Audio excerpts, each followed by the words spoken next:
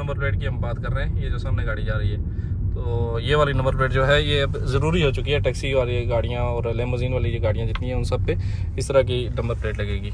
और बड़े ज़बरदस्त नंबर दिए हैं इन्होंने इसमें, मालूम है। ये देखो अभी इस गाड़ी का नंबर चेक करो, कितना यूनिक नंबर है, 12300, ज़बरदस्त नंबर है। ये भाई भी अगर हमें देख रहे हैं भाई, हम आपकी गाड़ी का नंबर नोट कर रहे हैं, यहाँ पे बता रहे हैं लोगों को कितना ज़बरदस्त नंबर मिला आपको। कल एक शरीफ आदमी ने पीछे से मोटरसाइकिल ला के ये मारा है मेरी गाड़ी पे, और ये देखें ये क्या हालत कर दी है। और आज इसके सारे पेपर वगैरह बनवा के अभी मैं इसको लेके आया हूँ सनैया में। सनैया का माहौल आपको दिखा दूँ, ये कुछ गैराज वगैरह है, और ये 16 नंबर सनैया में यहाँ पे एक गैराज है गेयर हाउस के नाम से। यहाँ से मैं अक्सर गाड़ियों का काम करवाता हूँ, अच्छा काम करते हैं।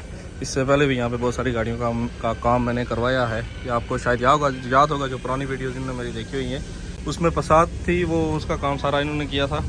आज का जो व्लॉग है, वीडियो है, इसमें हमने आज बुकिंग की है जनाब बदरगो से, और देखते हैं बदरगो का हमारा सफ़र कैसा रहेगा।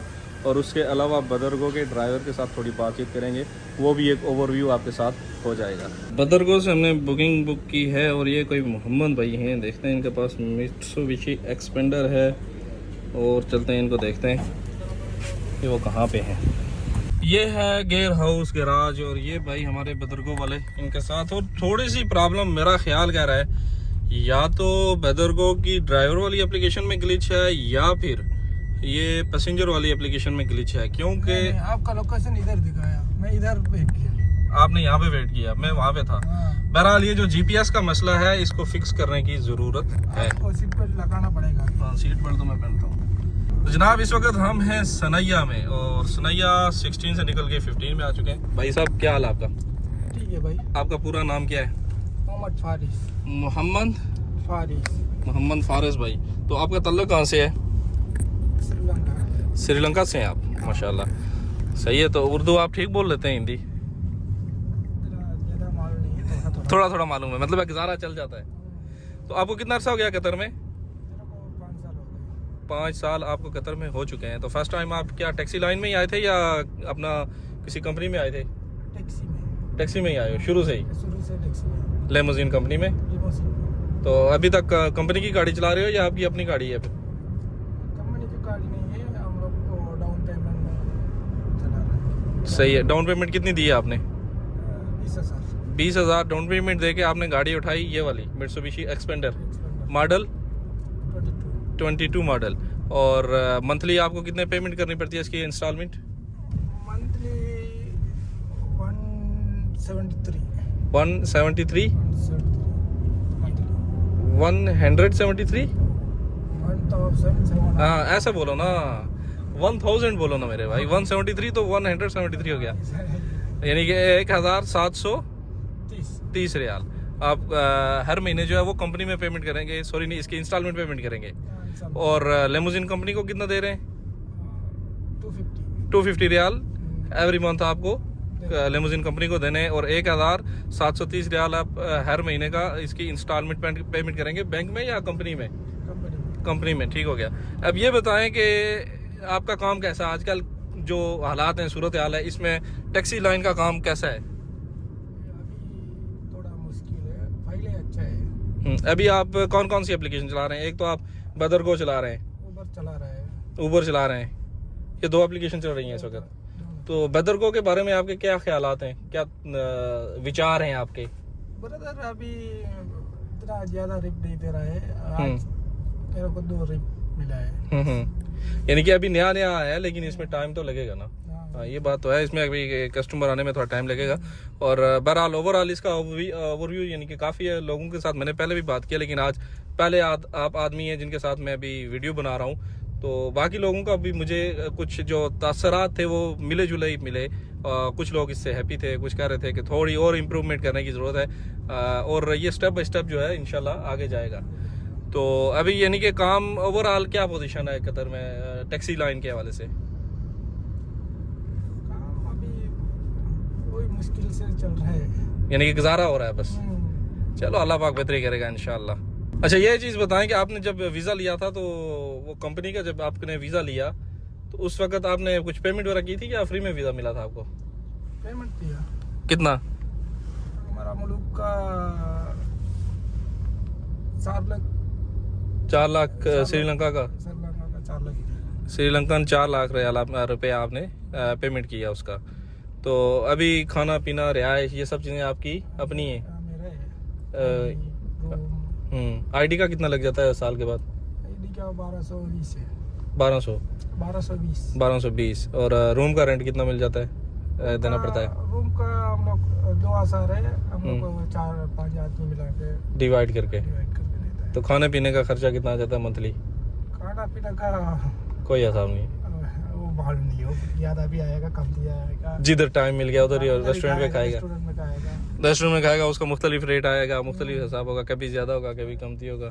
चलो ये तो इंसान के अपने हिसाब में होता है ना, अपने सिस्टम में कर सकता है आदमी, इसको क्या ज़्यादा करना है, कमती करना है, कितना करना है। तो बहरहाल 4 लाख रुपया आपने श्रीलंका में इसका वीज़े का दे के आप आए। उसके बाद जब लाइसेंस लिया कतर का, तो उसमें कितना खर्चा आया? लाइसेंस का मेरा सऊदी का लाइसेंस है, तो डायरेक्ट टेस्ट किया। आपने डायरेक्ट टेस्ट दे के तो कतर का लाइसेंस ले लिया। आपको उसमें बड़ी सहूलत मिली होगी। सहूलत मिली होगी, यानी कि आपको जल्दी लाइसेंस मिल गया होगा। कितना टाइम लगा था? वो 5 साल का पहले मैं लाइसेंस निकाला। नहीं, 1 महीने में मिला, मेरा मतलब कहने का टाइम कितना लगा? 1 महीना के अंदर निकाला। 1 महीने के अंदर आपका लाइसेंस, सऊदी लाइसेंस होने की वजह से डायरेक्ट टेस्ट दे के मिल गया। चलो, सऊदीया में कितने से काम किया आपने?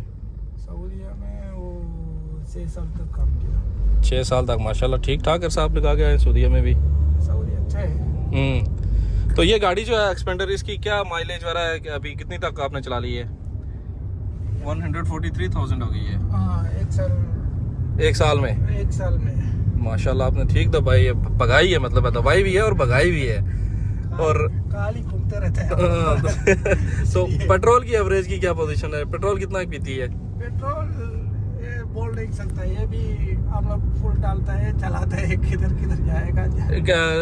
5 सिलेंडर है, 4 सिलेंडर है, 6 सिलेंडर है? ये 4 सिलेंडर है। तो इस्तेमारा में इसमें कितने, वो तो मेरे ख्याल में 100 रियाल लगता है, और बाकी फास का लगता है। फास तो अभी नहीं होगा, अभी नई गाड़ी है। नहीं, पास करना पड़ेगा अभी, वो नया नंबर प्लेट के लिए अभी पास करना पड़ेगा। 160 रियाल। 160। तो बाकी जो इस्तेमारा का वो तो 100 रियाल लगता है ना, जब इस्तेमारा बनवाने के लिए जाता है।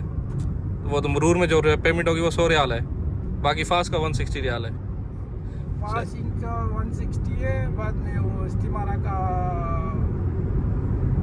1000। टैक्सी का 2000 तक आ गया वो इस्तेमारा। ये नंबर प्लेट टैक्सी वाला लगाने के बाद इसका पैसा ज्यादा हो गया? ये चीज़ का मुझे नंबर प्लेट का 700 है। ये चीज़ का मुझे नहीं पता था, ये तो अभी पता चला है। अच्छा, ये एक नई चीज़ आपने मेरे इल्म में अज़ाफ़ किया, शुक्रिया भाई, थैंक यू। अभी हम लोग को कितना 550 तक ज़्यादा आ गया साल में। ये नंबर प्लेट चेंज किया, बाद में वो पासिंग के लिए किया।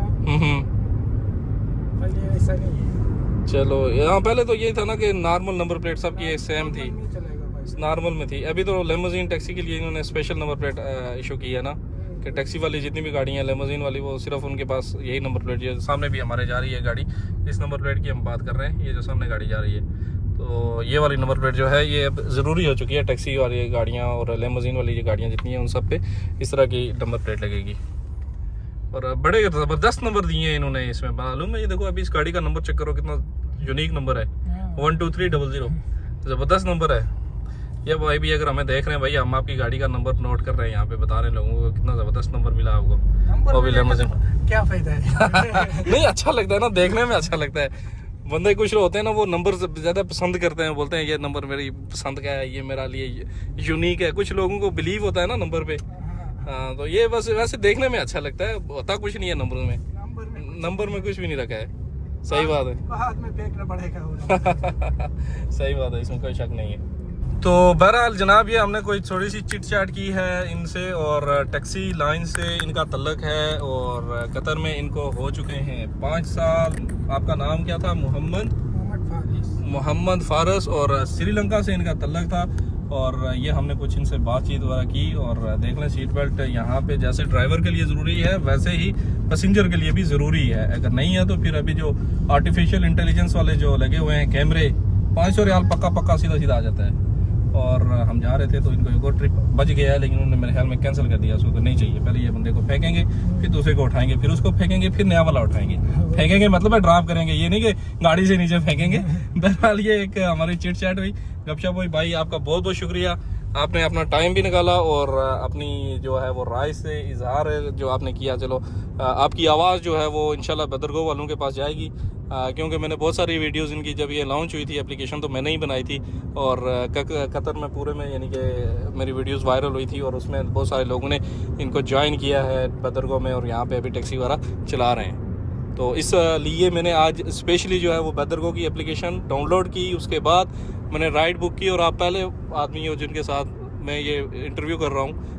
बाकी बातें मैंने लोगों से की हुई थी, लेकिन आपके साथ मेरी जो है वो बाकायदा एक इंटरव्यू हुआ है छोटा सा, और आपके ख्यालात जो है वो बदरगाह वालों के पास ज़रूर जाएंगे। बहरहाल ये हमारी वीडियो थी और यहाँ तक आपसे मिलेंगे इंशाल्लाह अगली वीडियो में। अपनी दुआ में याद रखिएगा। अल्लाह हाफिज़ और खुदा पामान।